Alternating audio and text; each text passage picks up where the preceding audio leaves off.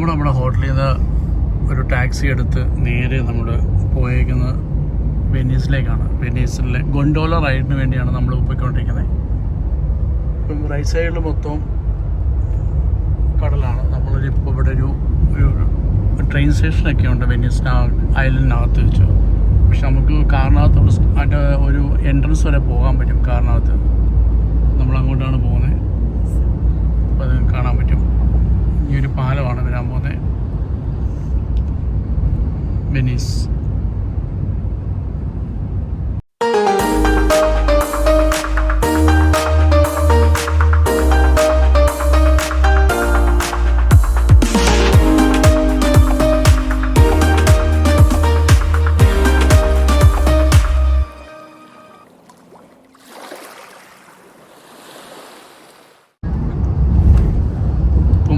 നേരത്തെ പറഞ്ഞ പാലം നടക്കാൻ പോവാണ്. ഇത് വെനീസിലേക്ക് പോകുന്ന ഒരു പാലമാണിത്.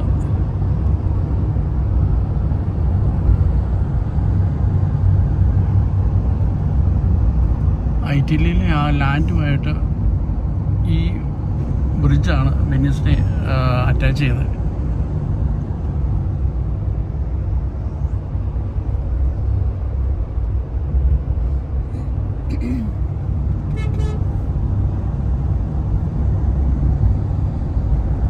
വെനീസിലേക്കുള്ള യാത്രയാണ് ഇപ്പോൾ.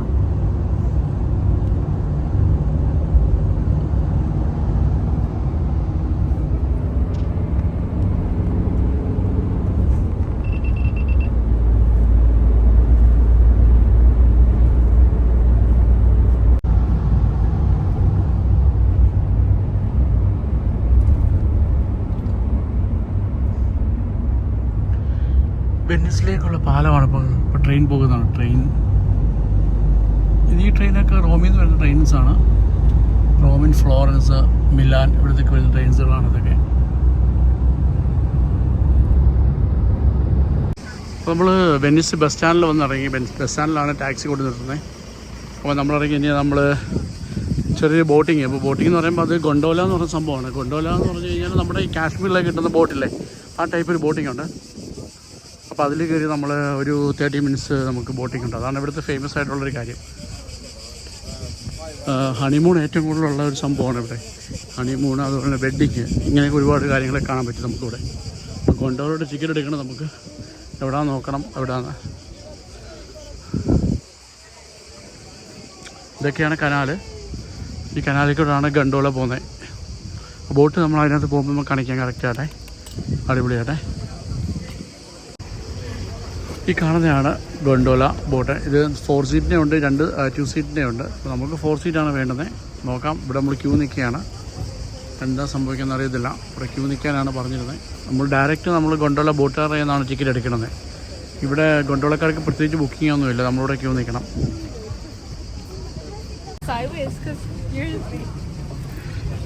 അപ്പോൾ ഞങ്ങൾ ഗൊണ്ടോല ബോട്ടിൽ കയറിയിരിക്കുകയാണ്.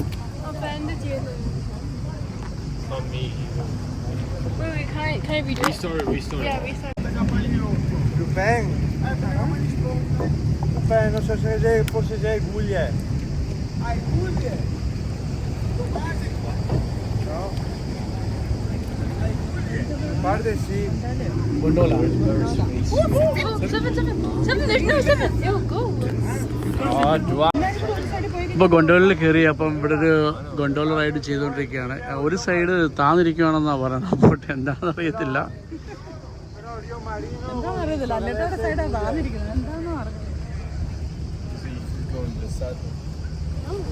ഞങ്ങളുടെ ബോട്ടിൻ്റെ തുഴയുന്ന ഡ്രൈവർ.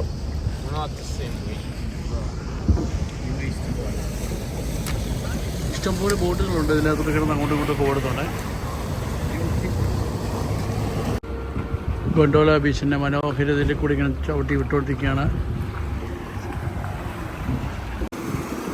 ഗൊണ്ടോല ബോട്ടിൽ കൂടി ഇങ്ങനെ പോയിക്കൊണ്ടിരിക്കുകയാണ്. വെനീസിൻ്റെ ആ ഒരു മനോഹരതയിൽ കൂടി ഇങ്ങനെ പോയിക്കൊണ്ടിരിക്കുകയാണ്. ചെറിയ പാലങ്ങളെ ഉണ്ട്. ഇങ്ങനെ ഇവിടെ എല്ലാം ഫ്ലാറ്റുകളൊക്കെ, താമസക്കാരൊക്കെ ഉണ്ട്. അടിയിലത്തെ ഫ്ലോറെല്ലാം നല്ല കൊച്ചു ഹോട്ടൽസും കാര്യങ്ങളൊക്കെയാണ്. ബാക്കി മേളിലൊക്കെ ആൾക്കാർ താമസിക്കുന്ന ഏരിയയാണ് വെനീസിൽ.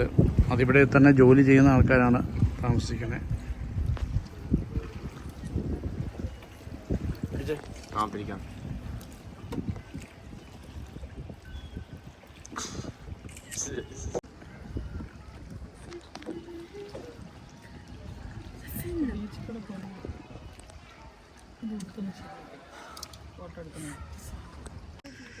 അപ്പോൾ ഗൊണ്ടോള ബീച്ചിൽ കൂടെ നമ്മുടെ വാട്സ് യുവർ നെയിം?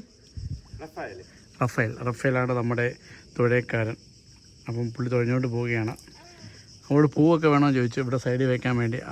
ഒന്നും വേണ്ടെന്ന് പറയാൻ എക്സ്ട്രാ ചാർജ് കൊടുക്കണം. പക്ഷെ അടിപൊളിയായിട്ട് അങ്ങനെ ഇഷ്ടപ്പെട്ടോ എല്ലാവർക്കും? 7 യു ലൈക്ക് ഇറ്റ്?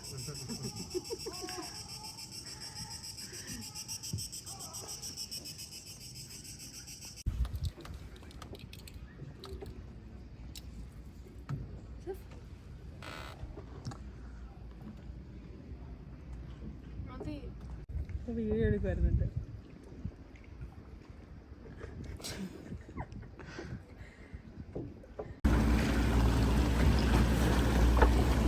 ഏതെങ്കിലും ഒരു ബോട്ട് പോയി കഴിയുമ്പോൾ പിന്നെ ഭയങ്കര ഓളമുണ്ടോ? അയ്യോ,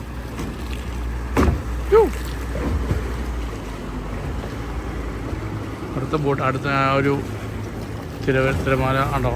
ബോട്ട് പോയതിൻ്റെ ഒരു ഇതാണ്.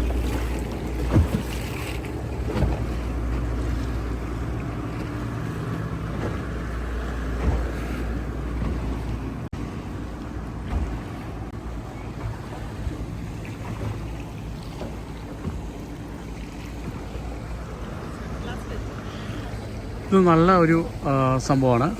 30 മിനിറ്റ്സാണ് ആക്ച്വലി ഇത് നമുക്ക് എടുക്കാൻ പറ്റുന്നത്. 30 മിനിറ്റ്സിന് നമ്മൾ 90 യൂറോ കൊടുക്കണം. 90 യൂറോ ആണ്. അത് നമ്മൾ ഇവിടെ ഒരു 3 പിക്കപ്പ് പ്ലേസ് ഉണ്ട്. ആ പ്ലേസ് ഡയറക്റ്റ് നമ്മൾ പേ ചെയ്താൽ മതി. നമ്മൾ വേറെ എവിടെയെങ്കിലും ഓൺലൈനിൽ അങ്ങനെ ടിക്കറ്റ് എടുക്കേണ്ട കാര്യമൊന്നുമില്ല. ഇഷ്ടംപോലെ ഗൊണ്ടോളയുണ്ട്. അപ്പോൾ നമുക്കവിടെ ക്യൂ നിൽക്കുമ്പോൾ നമ്മുടെ വന്ന് അവർ വരുമ്പോൾ നമ്മൾ പറഞ്ഞാൽ മതി. ആ ക്യൂവിൽ ഫസ്റ്റ് അടുത്തടുത്ത് മാറി മാറി വരുമ്പോൾ ഫസ്റ്റായിട്ട് കയറിയാൽ മതി.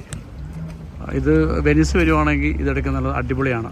നമ്മുടെ കാശ്മീരിലെ ശ്രീനഗറിലെ സിക്കാര ബോട്ട് എന്ന് പറയുന്നതിൻ്റെ കൂട്ട് തന്നെ സെയിം തന്നെ ആണ്. പക്ഷേ സിക്കാര ബോട്ടിൽ ഒരു ഇതുണ്ട്, നമ്മുടെ മേളിലൊരു റൂഫ് പോലെയുണ്ട്. പക്ഷേ ഇവിടെ അതില്ല. പിന്നെ വെഡ്ഡിങ്ങിനും അതേപോലെ എന്തെങ്കിലും ഫംഗ്ഷനൊക്കെ ആണെങ്കിൽ അവർ നല്ല പൂവൊക്കെ വെച്ച് നല്ല അലങ്കരിച്ച് തരും, നല്ല സൂപ്പറാക്കി തരും. വളരെ ചേർന്ന് പോവുകയാണ്.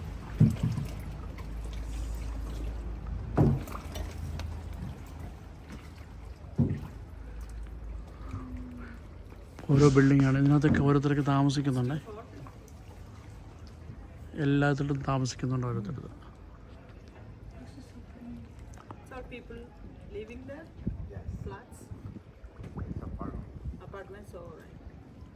എല്ലാ അപ്പാർട്ട്മെൻറ്റ്സാണ് ഞാൻ നേരത്തെ പറഞ്ഞതുപോലെ. ഇപ്പം എല്ലാവരും ജോലിക്കൊക്കെ പോയിരിക്കുന്നത്. വൈകിട്ട് 6 മണി 7 മണിയൊക്കെ ആകുമ്പം ഫുള്ള് ഇവിടെ ആൾക്കാരൊക്കെ വെളി വന്നിരുന്ന നമുക്ക് കാണാൻ പറ്റും. നമുക്ക് ബിയറൊക്കെ കുടിക്കുന്നത് കാണാൻ പറ്റുമെന്നാണ് അവർ പറയുന്നത്. വൈകിട്ട് പോകാനുള്ള പുറപ്പാടിൽ വെള്ളമൊക്കെ കോരി കളയുകയാണ് അപ്പച്ചൻ.